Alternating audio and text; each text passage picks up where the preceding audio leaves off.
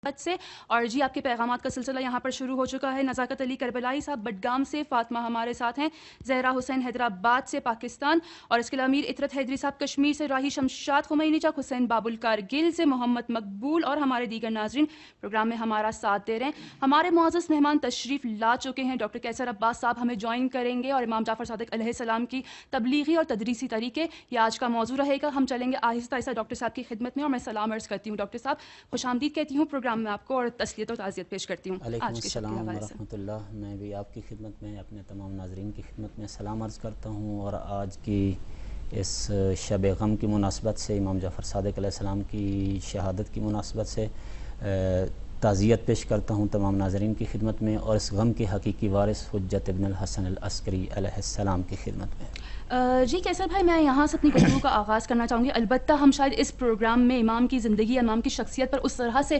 روشنی نہ ڈال پائیں، کیونکہ آپ ایک بہت گہرا سمندر ہیں، اور ہم چاہیں گے بس کوشش ہماری یہ ہو۔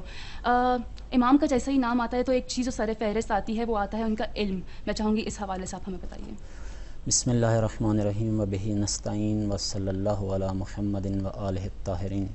یہ خیر بالکل ایسے ہی ہے کہ امام جعفر صادق علیہ السلام تاریخ اسلام میں اور تاریخ بشر میں، اور خصوصاً تاریخ اسلام میں ایک ایسی شخصیت ہیں کہ جنہوں نے بشریت کے اوپر خصوصاً علمی دنیا میں اتنا بڑا احسان کیا ہے کہ آج تک بشریت ان کی ممنون اور مشکور ہے۔ اور نہ فقط مسلمان بلکہ غیر مسلم بھی اس بات کے معترف ہیں کہ جب وہ اسلام کی دنیا میں کسی شخص کو سپرمین کے نام سے یاد کرنا چاہتے ہیں، سب سے عظیم انسان کے نام، گریٹ آدمی کے نام سے یاد کرنا چاہتے ہیں، تو وہ کہتے ہیں کہ سپرمین ان دی اسلام امام جعفر صادق علیہ السلام ہے۔ لہٰذا امام جعفر صادق علیہ السلام ایسی شخصیت ہیں کہ نہ فقط دوستوں میں بلکہ دشمنوں میں بھی اپنی جو ہے مثال آپ ہیں۔ جہاں تک ہمارے مسلمانوں کے مختلف مکاتب ہیں، تو مکتب اہل تسنن کے بھی جتنے پیشوا ہیں، مثلا امام ابو حنیفہ ہیں یا امام مالک ہیں یا دیگر ائمہ ہیں ان کے جو بعد میں آنے والے ہیں، تو یہ کچھ ڈائریکٹ اور کچھ انڈائریکٹ امام جعفر صادق علیہ السلام کی درسگاہ کے فارغ التحصیل ہیں، یہاں طالب علم رہے ہیں اور ان کے پاس پڑھتے ہیں۔ یہاں تک کہ امام ابو حنیفہ جو ہیں، وہ ان کا ایک بڑا مشہور جملہ ہے، وہ کہتے ہیں کہ لولا سنتان لحلق النعمان، کہ امام ابو حنیفہ کا اصلی نام جو ہے وہ نعمان بن صادق ہے، ابو حنیفہ ان کی کنیت ہے۔ تو کہتے ہیں کہ اگر وہ 2 سال جو میں امام جعفر صادق علیہ السلام کی خدمت میں رہا اور کسب فیض کیا اور مولا کے سامنے بیٹھ کے علم حاصل کرتا رہا، اگر میری زندگی سے وہ 2 سال نہ ہوتے تو میں نابود ہو گیا ہوتا، میں ہلاک ہو گیا ہوتا۔ اسی طرح سے امام مالک بھی جب امام جعفر صادق علیہ السلام کی شان میں بولتے ہیں تو کہتے ہیں کہ میں نے ان کو کبھی بغیر وضو کے حدیث بیان کرتے نہیں دیکھا، میں نے ہمیشہ ان کو خندہ پیشانی کے ساتھ پیش آتے دیکھا، میں نے ہمیشہ ان کو ذکر خدا میں مشغول دیکھا، میں نے ہمیشہ ان کو تدریس اور تبلیغ کرتے دیکھا۔ لہٰذا کہنے کا مطلب یہ ہے کہ امام جعفر صادق علیہ السلام نہایت عظیم اور گریٹ شخصیت ہیں مسلمانوں کے پاس، اور فخر ہے مسلمانوں کے کہ ہمارے پاس ایسی شخصیتیں ہیں کہ جن کے نہ فقط مسلمان معترف ہیں بلکہ غیر مسلم جو دین اسلام کو قبول نہیں کرتے لیکن ہماری شخصیتوں کا اور ہمارے پیشواؤں کا وہ احترام کرتے ہیں۔ جہاں تک امام کے علم کا تعلق ہے تو ان کا علم لدنی جو خدا سے رسول اللہ کو ائمہ طاہرین علیہ السلام تک، یعنی رسول اللہ تک پہنچتا ہے وحی کے ذریعے، الہام کے ذریعے، اور اس کے بعد آگے سینہ بسینہ یہ منتقل ہوتا ہے۔ کوئی روایت یا کوئی مورخ یا کوئی مفسر یا سیرت نگار جو ہے یہ بات نہیں لکھتا کہ امام علیہ السلام کسی کے پاس گئے ہوں اور جا کے انہوں نے کسی کے سامنے جو ہے بیٹھ کے درس پڑھا ہو، تعلیم حاصل کی، نہیں، بلکہ یہ سینہ بسینہ علم ہے جو خداوند متعال نے اپنے انبیاء کو دیا۔ پھر انبیاء کا سلسلہ جب ختم ہونے لگا تو اولیاء امیر المومنین علیہ السلام تک آیا، پھر امام صادق علیہ السلام کی ایک حدیث بھی ہے کہ مولا کے ایک صحابی نے عرض کی، مولا میں نے جو حدیث آپ سے سنی ہے کیا میں آپ کے بابا کے نام سے اس کو نقل کر سکتا ہوں، پیش کر سکتا ہوں کہ یہ حدیث امام محمد باقر علیہ السلام سے نقل ہے؟ امام نے فرمایا مجھے پسند ہے یہ عمل کہ آپ بجائے میرے بابا سے نقل کریں۔ کیوں کہ جو حدیث میں بیان کروں گا میں نے اپنے بابا سے سنی ہے، میرے بابا نے اپنے بابا سے سنی ہے، انہوں نے میرے جد بزرگوار امیر المومنین علیہ السلام سے سنی ہے، پھر انہوں نے رسول اللہ سے سنی ہے، لہٰذا ہماری ہماری حدیث جو ہے وہ سبھی سلسلہ بسلسلہ جو ہے سینہ بسینہ منتقل ہوتی ہے، اور اس میں کوئی فرق نہیں ہے، کوئی اختلاف نہیں ہے۔ یہاں پہ فقط صورتیں تبدیل ہوتی ہیں، سیرتیں نہیں تبدیل ہوتی۔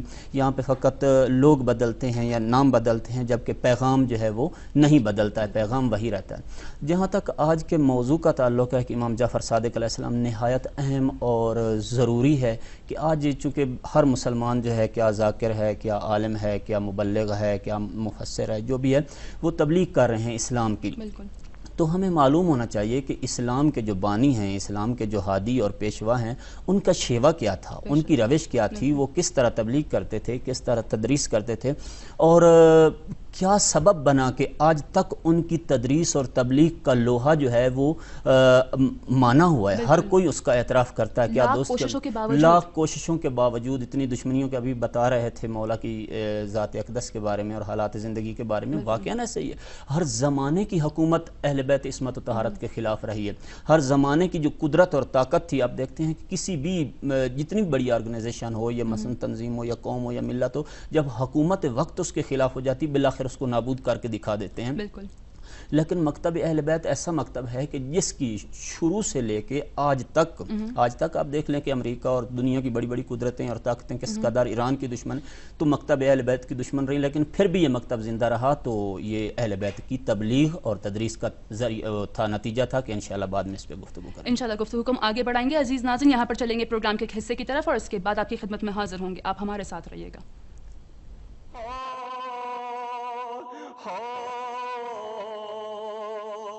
عزاداروں،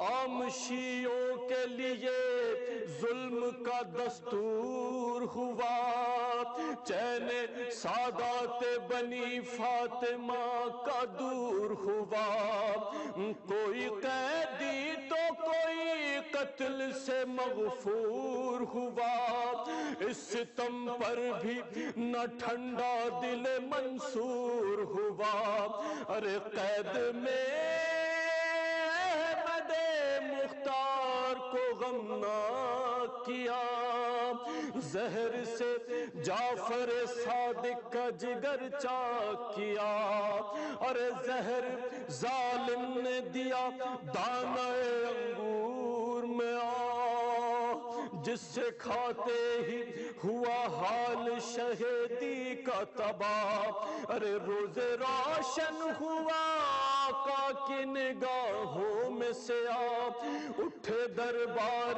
سے کہتے ہوئے انا للہ، ارے کبھی چلتے تھے شہیدی کبھی رک جاتے تھے، درد سینے میں جو اٹھتا تھا تو جھک جاتے تھے،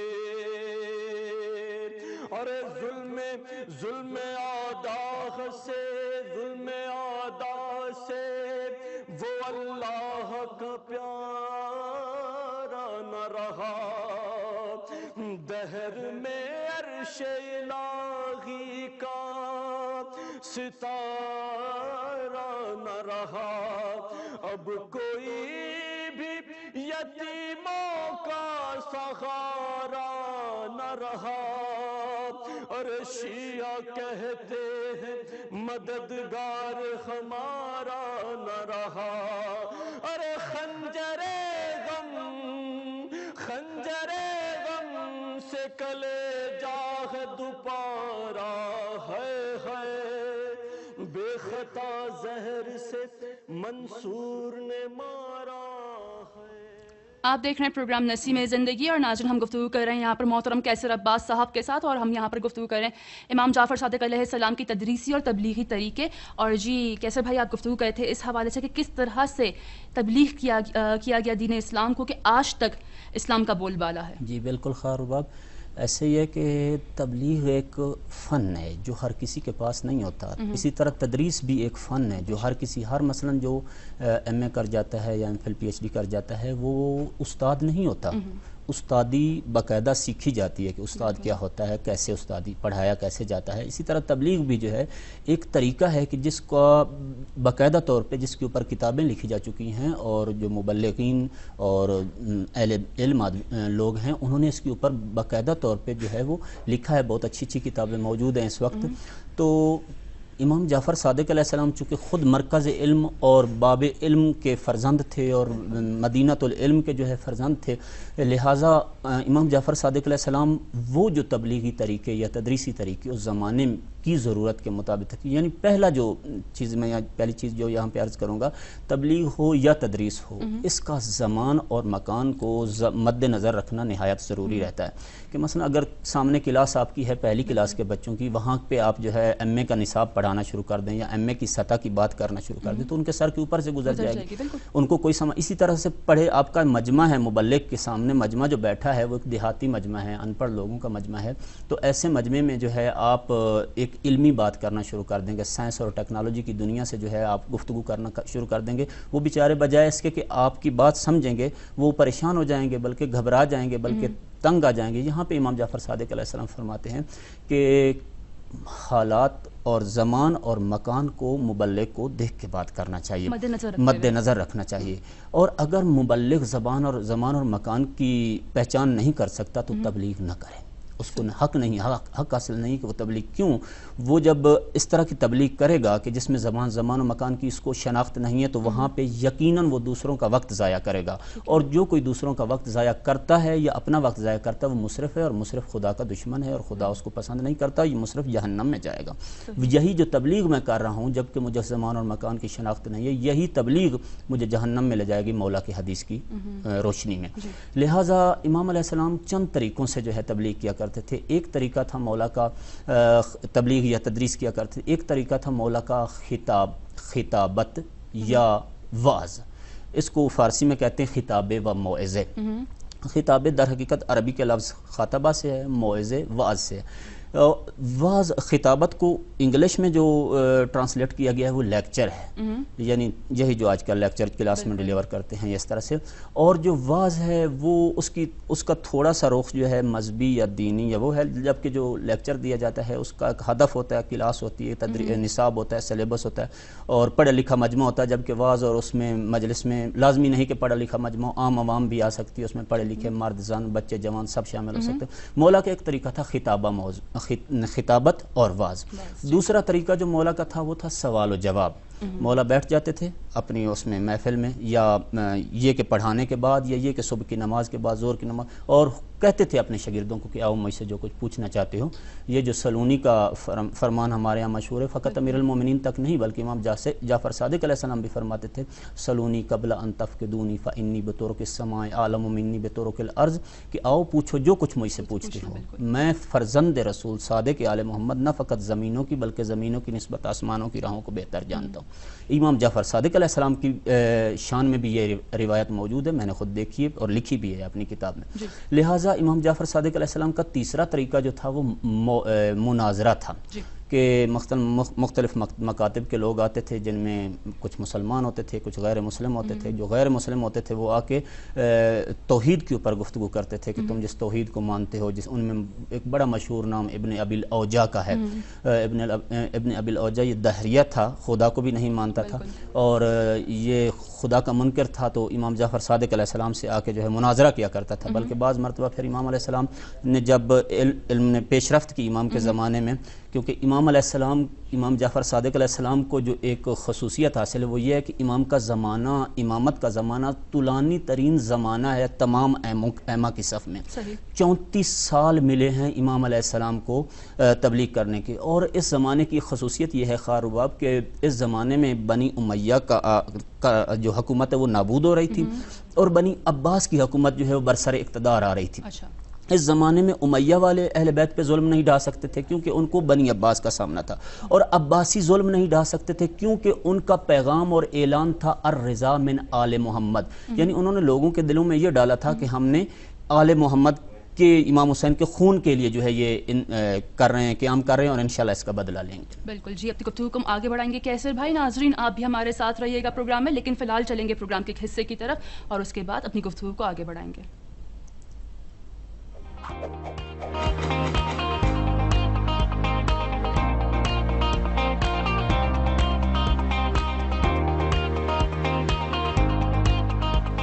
حتما برای شما هم پیش اومده کہ یقیناً آپ کے ساتھ بھی مرحلہ پیش آیا ہوگا کہ جب آپ کسی سرکاری کام سے مجبور ہو کر شہر کے کونے سے دوسرے کونے میں دھکے کھاتے پھر رہے ہوں گے، کئی منزلہ عمارتوں کی سیڑھیاں چڑھی ہوں گے اور لمبی لمبی قطاروں میں بھی کھڑے ہوئے ہوں گے، اور جب ان مراحل کے بعد آپ سے کہا جائے کہ ایک فوٹو کاپی کم ہے تو آپ کا سر چکرا جائے گا، آپ یقیناً جھنجھلا جائیں گے، بالخصوص اگر آپ کی عمر زیادہ ہو یا آپ کسی بیماری سے جھوج رہے ہوں یا ناتوان ہو چکے ہوں۔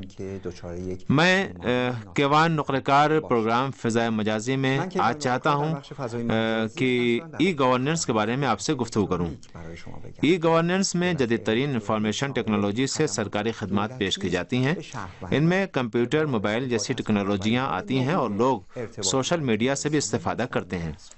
ان چیزوں نے ایک طرح سے عوام میں اطمینان اور رضایت پیدا کر دی ہے۔ یہاں گاہک سے مراد عوام ہیں جو حکومتی خدمات سے استفادہ کرتے ہیں۔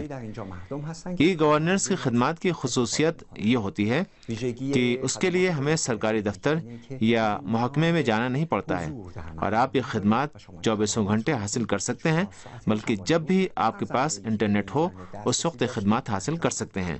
اب ہمیں بجلی اور پانی کے بل بھرنے کے لیے بینک جانے کی ضرورت نہیں ہے، بلکہ ہم آدھی رات کو بھی انٹرنیٹ کے ذریعے اپنے بل جمع کروا سکتے ہیں۔ اس طرح کے نمونے ای گورننس میں بہت زیادہ ہیں۔ ای گورننس میں جو اہداف مد نظر ہوتے ہیں ان کے بارے میں ابھی آپ کو بتانے والا ہوں اور آپ میرے پیچھے لگے مانیٹر میں انہیں دیکھ رہے ہیں۔ ایک ہدف یہ ہے کہ گاہکوں یعنی عوام کو اعتماد اور اطمینان حاصل ہو، محکموں میں لال فیتہ شاہی کا خاتمہ، لوگوں کو اپنے کام سے راضی رکھنے کی کوشش کرنا، کام میں شفافیت اور کاموں کے طریقوں کا واضح ہونا۔ ای گورننس کا اہم خاص پہلو بہت سے اموروں کو شفاف کرنا ہے جن میں عوام شریک رہتے ہیں۔ ای گورننس کے انفراسٹرکچر کو واضح کرنے کے لیے سب سے پہلے ضروری ہے کہ آپ تکنیکی انفراسٹرکچر کے حامل ہوں۔ آپ کے پاس ضروری ہے کہ مناسب انٹرنیٹ، مناسب مشینیں، البتہ ٹریننگ لیے ہوئے افراد موجود ہوں اور وہ حکومت کے نیٹ ورکوں میں کام کرنا شروع کریں۔ یہ لوگ جدید ٹیکنالوجی سے کام کر سکیں۔ یہ بات شہریوں یا عوام کے لیے بھی صادق آتی ہے کہ وہ بھی ٹیکنالوجی سے واقف ہوں۔ اس سلسلے میں آئندہ کے 1-2 پروگراموں میں گفتگو کریں گے۔ ٹیکنالوجی کا انفراسٹرکچر حاصل ہونے کے بعد قانونی انفراسٹرکچر حاصل ہونا چاہیے۔ حکومتی محکموں کے پاس قانون ہونے چاہیے جن کے تحت وہ کام کر سکیں اور انہیں قوانین کے تحت عوام کو خدمات فراہم کریں۔ ایک اور انفراسٹرکچر حکومتی محکموں کا یکساں ہونا ہے۔ ان محکموں کو ایک دوسرے سے تعاون کرنا چاہیے اور ایک دوسرے کے درمیان معلومات کا رد و بدل کرنا چاہیے۔ یہ کام دنیا کے بہت سے پیش رفتہ ملکوں میں نیشنل انفارمیشن نیٹ ورک کے تحت انجام پا رہا ہے، اور اس سے یہ امکان پیدا ہو گیا ہے کہ حکومتی محکمے اور پرائیویٹ سیکٹر اور سب سے بڑھ کر عوام ایک تیز رفتار، سستے اور سیف نیٹ ورک سے استفادہ کر سکیں اور حکومتی خدمات حاصل کر سکیں۔ سر انجام عوام کو بھی ٹیکنالوجی کی ٹریننگ لینی ہوگی اور معلومات حاصل کرنا ہوگی تاکہ ای گورننس کی خدمات سے بہرہ مند ہو سکیں۔ اگر ہم عوام کی حیثیت سے سرکاری محکموں سے جو مطالبات رکھتے ہیں ان کے بارے میں اگر ہمیں علم ہو اور ہم آگاہ ہوں اور یہ بھی جانتے ہوں کہ کس طرح سے اپنے تقاضوں کو حاصل کرنے کے لیے ٹیکنالوجی سے استفادہ کیا جا سکتا ہے، تو یہ بات ہمارے لیے نہ صرف دلچسپی کا سبب بنے گی بلکہ ہمارے کام نہایت تیزی اور آسانی سے انجام پائیں گے اور ہمیں کسی طرح کی مشکل نہیں ہوگی۔ ہم اس طرح اپنے وقت اور پیسے میں کفایت شعاری سے کام لے سکیں گے اور ایک بہترین پروگرام کے تحت اپنے تمام کام انجام دے سکیں گے۔ ای گورننس ان خدمات کو کہتے ہیں کہ جن پر آج کی دنیا میں بے حد توجہ کی جا رہی ہے، اور بڑی خوشی کی بات ہے کہ ہمارے ملک میں بھی ای گورننس سے کام لیا جا رہا ہے اور اس میدان میں اچھی پیش رفت ہو رہی ہے۔ ہمیں جاننا چاہیے کہ کس طرح سے ای گورننس کی خدمات سے استفادہ کیا جا سکتا ہے۔ اگلے پروگرام تک اجازت دیجیے۔ خدا حافظ۔ جی ناظرین، ایک بار پھر آپ سب کو خوش آمدید کہتی ہوں اور آج کی شب کے حوالے سے ایک بار پھر آپ سب کی خدمت میں تسلیت و تعزیت پیش کرتی ہوں۔ ڈاکٹر کیثر عباس صاحب گفتگو کر رہے ہیں ہمارے ساتھ، اور ڈاکٹر صاحب میں چاہوں گی اتنی گفتگو کو اب آگے بڑھائیں کہ ہم یہاں پر گفتگو کرے تھے تبلیغی اب کس طرح سے یہاں پر طریقے تھے، اور آپ نے گفتگو کی مناظرے کے حوالے سے کہ جہاں پر دونوں افراد جو ہیں اپنی دلائلیں اور لاتے ہیں اور پھر اس پہ بحث کی جاتی ہے۔ بالکل مناظرہ قرآن مجید میں بھی اس کی تاکید کی گئی ہے کہ آپ جو ہے مناظرہ کریں لیکن جدال احسن کریں اور لڑائی جھگڑا نہ کریں. لہٰذا مناظرہ جو ہے دین اسلام میں اس کی تاکید ہے. امام جعفر صادق علیہ السلام باقاعدہ اپنے شاگردوں کو مناظرہ کرنے کی تبلیغ دیا کرتے تھے کہ مناظرہ کیسے کرنا ہے یا کس طرح. تو ابن ابی الاوجا کی میں بات کر رہا تھا کہ یہ دہریہ جو ہے یہ چونکہ خدا کو نہیں مانتا تھا. دیکھیے پڑھانے کا طریقہ اور سمجھانے کا طریقہ کیا ہے. یہ آ کے کہتا ہے کہ فرزند رسول آپ مجھے یہ بتاؤ کہ آپ اپنے خدا کو کیسے ثابت کرتے ہو جبکہ نہ میں قرآن کو مانتا ہوں نہ میں وحی کو مانتا ہوں نہ کتاب کو مانتا ہوں کسی بات کو نہیں مانتا. آپ میرے لیے خدا ثابت کریں. امام علیہ السلام نے بڑی خوش اسلوبی کے ساتھ فرمایا ایک مرغی کا انڈا لے. مرغی کا انڈا لایا گیا. فرمایا ابن ابی الاوجا مجھے یہ بتا تمہارے پاس کوئی ایک ظرف ہو کوئی ایک برتن ہو اور میں تمہیں یہ کہوں کہ اس برتن میں تم دو رنگ کے یعنی سفید اور زرد رنگ کا جو پانی ہے وہ اکٹھا ایک جگہ پہ رکھو اور جو ہے اس طرح رکھو کہ زرد رنگ جو ہے وہ سفید رنگ کے اوپر غالب نہ آئے. آیا تیرے اندر یہ طاقت ہے؟ اس نے کہا نہیں. فرمایا کسی کے اندر یہ طاقت ہے؟ اس نے کہا نہیں. فرمایا اس انڈے کو کھول کے دیکھ اس کے اندر دو رنگ کا پانی ہے ایک زرد رنگ کا پانی ایک سفید رنگ کا پانی ہے اور یہ جب سے یہ انڈا بنا ہے یہ اسی طرح ہے اور ابھی تک اسی طرح ہے لیکن زرد رنگ سفید رنگ کے اوپر غالب نہیں آیا. مجھے بتا وہ کون ہے کہ جس نے سفید رنگ کے اوپر زرد رنگ کو غالب نہیں آنے دیا. ابن ابی الاوجا مجبور ہو گیا. اسی طرح ایک اور واقعہ بھی اسی سے میں نقل کرتا ہوں. میں معافی چاہتی ہوں چونکہ ہمیں بتایا جا رہا ہے کہ فون لائن پر ایک کالر ہمارے ساتھ ہے. شاید ان کے ذہن میں کوئی سوال ہو تو ہم ان کی طرف چلتے ہیں. سلام عرض کرتی ہوں آپ کی خدمت میں. کون کہاں سے اپنا تعارف کروائیے؟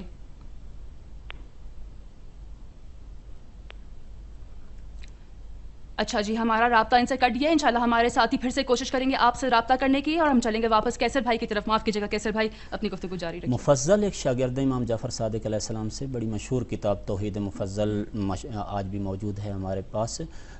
یہ کہتے ہیں کہ ایک مرتبہ میں اسی ابن ابی الاوجا کے ساتھ مناظرہ کرتے کرتے جو ہے جب اس کی باتیں نازیبہ باتیں سنی تو آج بھی یہ مسئلہ یہ ہے کہ بہت سارے لوگ جب دیکھتے ہیں کہ اہل بیت کی شان میں گستاخی ہو رہی یہ ہو رہا ہے وہ ہو رہا ہے تو فوراً گرم ہو جاتے ہیں یہاں تک کہ کچھ تو کچھ تار مار پٹائی کی نوبت آ جاتی.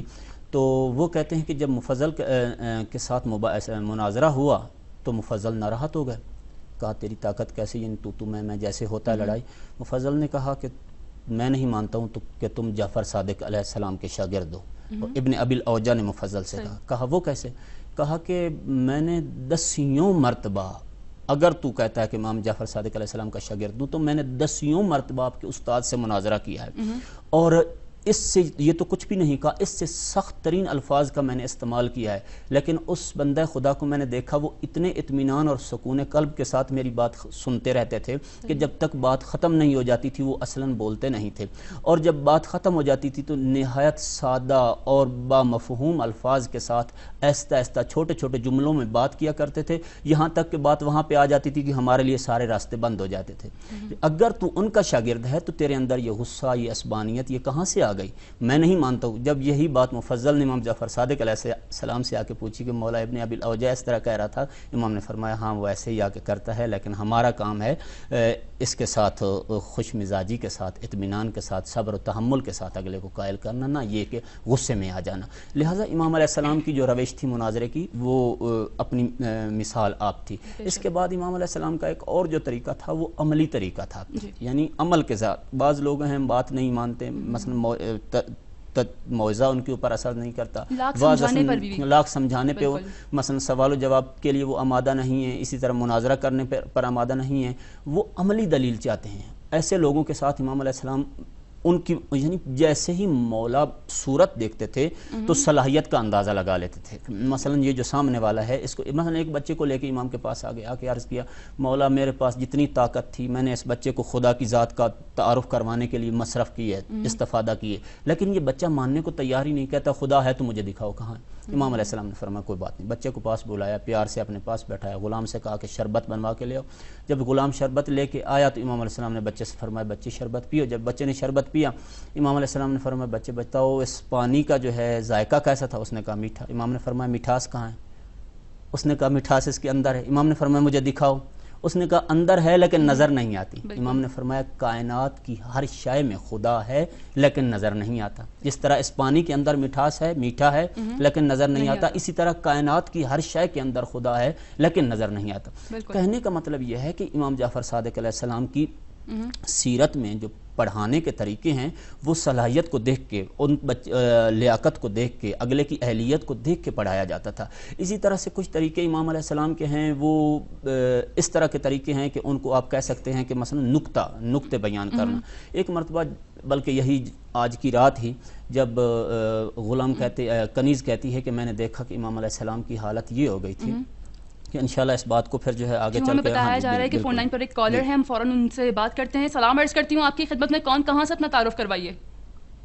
وعلیکم السلام، میں پاکستان کے شہر حیدرآباد لطیفہ نمبر 4 سے بات کر رہا ہوں۔ جی جی بالکل، کیسے ہیں آپ؟ ٹھیک ہیں؟ جی جی جی جی آپ کا نام آپ بتائیے تو آپ کی مہربانی ہوگی۔ میرا نام حسن رضا ہے۔ جی جی، کیا کہنا چاہیں گے آج کے پروگرام میں؟ میں سوال پوچھنا چاہتا ہوں کہ امام جعفر صادق علیہ السلام کی شادیاں کتنی تھیں؟ جی آپ سمجھے؟ جی بالکل جی بالکل، اور آپ اگر پروگرام ہمارا دیکھ رہے ہیں تو دیکھتے رہیے، کیونکہ اس کے بعد ابھی ڈاکٹر صاحب آپ کے سوال کا فرزند بھی بتا دیجیے گا، ٹھیک ہے نا؟ فرزند جو تھے ضرور ضرور، امام جعفر صادق کی بیویاں کتنی تھیں، ٹھیک ہے نا؟ جی ضرور، بہت شکریہ آپ کا، آپ نے پروگرام میں ہمیں کال کیا، اور آپ پروگرام دیکھتے رہیے، انشاءاللہ آپ کے سوال کا جواب آپ کو بھی ملے گا۔ جی جہاں تک فرزندوں کا تعلق ہے تو بعض روایات میں لکھا ہے کہ امام علیہ السلام کے 10 فرزند تھے، جن میں 7 بیٹے تھے اور 3 بیٹیاں تھیں، اور بعض روایات میں ہے کہ نہیں، امام علیہ السلام کے 7 فرزند تھے جن میں 6 بیٹے تھے اور 1 بیٹی تھی۔ اور جہاں تک شادیوں کا تعلق ہے تو وہ اس وقت دقیق تعداد میرے جو ہے ذہن میں نہیں ہے، لیکن یہ ہے کہ امام علیہ السلام کی جو شادیاں ہیں وہ باہر کا بہت زیادہ نہیں ہیں، ابھی تعداد دقیق میرے ذہن میں نہیں ہے۔ تو فرزندوں کے بارے میں یہ ہے کہ میں نے چونکہ دقیق دیکھا ہے، 10 بھی بتائے گئے ہیں اور 7 بھی بتائے گئے ہیں۔ بہت شکریہ۔ تو جی ڈاکٹر صاحب، یہاں پر ہم گفتگو کو آگے بڑھائیں گے، اور فی الحال ہم چلیں گے جی کتابوں کے ایک زبردست حصے کی طرف، اور اس کے بعد پروگرام کو آگے بڑھائیں گے، ہمارے ساتھ رہیے گا۔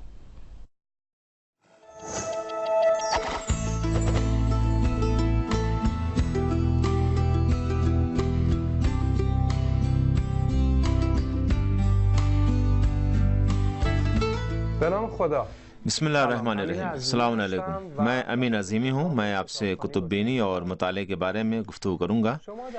یقیناً آپ کے گھر میں چھوٹے بچے ہوں گے، کیا انہیں مطالعے اور کتب بینی میں دلچسپی ہے؟ کیا کتابوں کا مطالعہ ان کے معمولات زندگی کو بہتر اور منظم بنانے میں مؤثر ہے؟ میرا مطلب یہ ہے کہ مطالعہ کر کے سیکھ سکتے ہیں کہ کس طرح اپنے معمولات زندگی کو بہتر بنائیں، اور وہ کس طرح اپنے اطراف میں بسنے والوں کے ساتھ رابطہ برقرار کر سکتے ہیں۔ شاید آپ ایک روایت پسند انسان ہو۔ میں آج آپ کو بتانا چاہتا ہوں کہ وہ گھرانے کی جن میں لوگوں کی تعداد زیادہ ہو، اس کا مطلب یہ ہے کہ اس گھرانے کے لوگوں کے درمیان رابطوں میں وسعت پائی جاتی ہے۔ چچا، خالہ، ماموں اور دوست وغیرہ اس کنبے سے تعلق رکھنے والے بچے عام طور پر دوسروں کی نسبت کتب بینی میں زیادہ دلچسپی رکھتے ہیں، اس لیے کہ وہ اپنے بڑوں کے ساتھ تعلق کے بنا پر کتب بینی سے متعلق ان کی معلومات سے بھرپور فائدہ اٹھا سکتے ہیں، اور بیشتر اوقات گھر کے بڑے ان کی بہتر طریقے سے اصلاح کر سکتے ہیں۔ ماضی میں تصور کیا جاتا تھا کہ جو لوگ تنہائی کا شکار ہوتے ہیں وہی لوگ کتابیں پڑھتے ہیں، لیکن نئے نظریات سے یہ بات ثابت ہوتی ہے کہ جو گھرانے اپنے بچوں میں کتب بینی اور مطالعے کی عادت ڈال سکتے ہیں، وہ اس بات کا یقین رکھ سکتے ہیں کہ ان کے بچے بڑے ہو کر دوسروں کی نسبت زیادہ فعال اور سرگرم ہوتے ہیں۔ مثلا آپ سوچیں کہ دادا یا دادی اپنے پوتی پوتوں سے ملنے کے لیے ان کے گھر آتے ہیں۔ اگر بچے کتب بینی اور مطالعے کے عادی ہوں گے تو یقیناً دادا یا دادی ان کے مخاطب واقع ہو سکتے ہیں۔ البتہ دادا یا دادی کے اندر بھی بچوں کو کتاب پڑھ کر سنانے کا جذبہ ہونا چاہیے۔ کتاب ایک واسطہ ہے جس سے ان کے لیے باہمی رابطے کا ایک بہترین وسیلہ ہونا چاہیے۔ آپ یہ بھی سوچیں کہ ایسے والدین کہ جن کے بچے سمجھدار ہیں اور لڑکپن کا دور گزار رہے ہیں، وہ اپنے چھوٹے بہن بھائیوں کے لیے کتاب پڑھ کر سنا سکتے ہیں۔ اس کے 2 فائدے ہوں گے۔ اول یہ کہ نوجوان کے اندر احساس ذمہ داری پیدا ہوتا ہے، اور وہ کتاب اور مطالعے کے ذریعے اپنے ماضی کے تجربات اپنے چھوٹے بہن بھائیوں کو منتقل کر سکتے ہیں۔ اور دوسری بات یہ کہ چھوٹے بچے یہ بات سیکھ سکتے ہیں کہ کتب بینی اور مطالعہ ایک ایسا امر ہے جو اہم بھی ہے اور عام بھی۔ اس لیے اس کا ہر سن و سال کے افراد کے ساتھ تعلق ہے، جو گھر کے ماحول کو خوشگوار اور متحد رکھنے میں بھی مؤثر واقع ہو سکتا ہے۔ اس کے ساتھ اس نقطے پر توجہ دینے کی ضرورت ہے کہ جب ایک بچہ کتاب پڑھتا ہے تو وہ چاہتا ہے کہ اپنے مطالعے اور معلومات کو دوسروں کے ساتھ شیئر کرے۔ آپ سبھی لوگوں نے دیکھا ہوگا کہ بچے پورے دن میں جن مراحل سے گزرے ہوتے ہیں وہ چاہتے ہیں لفظ بلفظ اپنے بزرگوں کو بتائیں۔ اب آپ تصور کریں کہ بچے جنہوں نے نظمیں پڑھی ہیں یا کوئی کہانی یا ممکن ہے کہ تصاویر پر مشتمل کوئی کتاب دیکھی ہو کہ جس میں الفاظ کا سہارا بہت کم لیا گیا ہو، اس کے بارے میں اپنے بزرگوں سے شیئر کرنا چاہیں تو وہ مجبور ہوتے ہیں کہ اپنے دامن تخیل سے کام لیں۔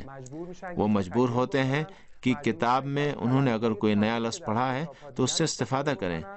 بالآخر ہم ایک ایسے ذہن کو نشو و نما پاتے دیکھ رہے ہیں کہ جس کی بدولت بچے اپنے آپ اچھی طرح سے سمجھ سکتے ہیں۔ لیکن رابطے کا یہ نقطہ گھریلو ماحول سے بہت زیادہ تعلق رکھتا ہے، یعنی یہ کہ جن گھروں میں افراد اور بچوں کی تعداد زیادہ ہے، ان کنبوں میں اس بات کا امکان بھی بہت زیادہ ہے کہ بچے نسبتاً زیادہ لوگوں کے ساتھ رابطے میں ہوتے ہیں، یا وہ بچے جو نرسری میں ہوتے ہیں وہاں موجود ان کے ٹیچرز ان میں کتب بینی اور مطالعے کے شوق کو بہت اچھی طریقے سے پروان چڑھا سکتے ہیں۔ مجھے امید ہے کہ آپ اپنے گھر کے اندر جہاں چھوٹے بچے پروان چڑھ رہے ہیں کتب بینی اور مطالعے کی اہمیت کو اجاگر کریں گے۔ آپ کو جان لینا چاہیے کہ کتب بینی اور مطالعہ بچوں کی ذہنی نشو و نما میں کتنا مؤثر اور مفید ہے۔ ان باتوں کو گرہ میں باندھ لیں اور کتب بینی اور مطالعے کو اپنے بچوں کے معمولات کا حصہ بنائیں۔ شاد و آباد رہیں۔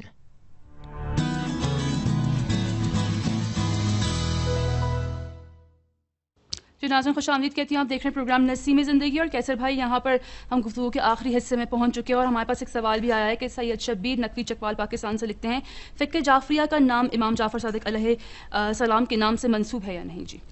جی بالکل، امام جعفر صادق علیہ السلام کو جیسے میں نے عرض کیا کہ مولا کا جو دوران امامت ہے یہ طولانی ترین دورانیہ ہے، 34 سال کا دورانیہ ہے، جس میں امام جعفر صادق علیہ السلام نے رسول خدا کی، یہ فقہ رسول خدا ہے، یہ امام جعفر صادق علیہ السلام نے اس میں اپنی طرف سے کچھ اضافہ نہیں کیا، لیکن امام کے نام سے کیوں مشہور ہوئی؟ اس وجہ سے کہ رسول خدا صلی اللہ علیہ وسلم کی فقہ جب مختلف حکمران بنی امیہ کے اور ان سے پہلے یا ان کے بعد جتنے بھی لوگ آئے، انہوں نے پیغمبر کی فقہ کو جو ہے وہ حاشیے میں بھیج دیا، یعنی چھپا دیا، اور اس کی جگہ پہ جو ان کے اپنے اطوار تھے ان کو انہوں نے عام کر دیا، متعارف کروا دیا۔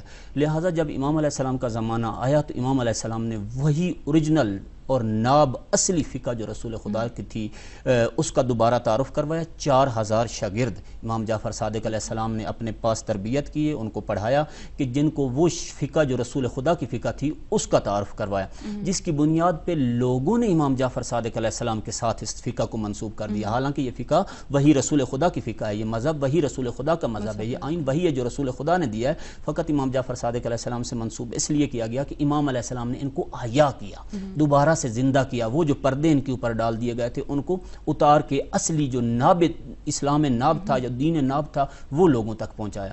تو بات چل رہی تھی کہ امام علیہ السلام کے جو پڑھانے کے طریقے ہیں ان میں ایک طریقہ جو تھا وہ میں یہ عرض کر رہا تھا کہ عملی طریقہ تھا امام علیہ السلام کا، کہ مثلا عمل کے ذریعے تدریس کیا کرتے تھے، بہت سارے مقامات پہ عمل کے ذریعے تدریس کیا کرتے تھے کہ لوگ دیکھ لیں کہ مثلا جو ہے ایک مرتبہ امام جعفر صادق علیہ السلام جب چاہتے تھے کہ لوگوں کو بتائیں کہ اہل بیت عصمت طہارت کون ہے اور ان کی شان کیا ہے، اپنے گھر سے چھڑی ہاتھ میں لے کے باہر نکلے، آگے امام ابو حنیفہ کھڑے تھے، باہر کے میں دوسرے کو مقدسات کا احترام کرتے ہوئے میں احترام کے ساتھ ان کا نام لیتا ہوں، جب امام ابو حنیفہ کی ان کے اوپر نظر پڑی تو کہا فرزند رسول ابھی آپ بوڑھے تو نہیں ہوئے، یہ ہاتھ میں چھڑی کیوں لے کے نکلے ہیں؟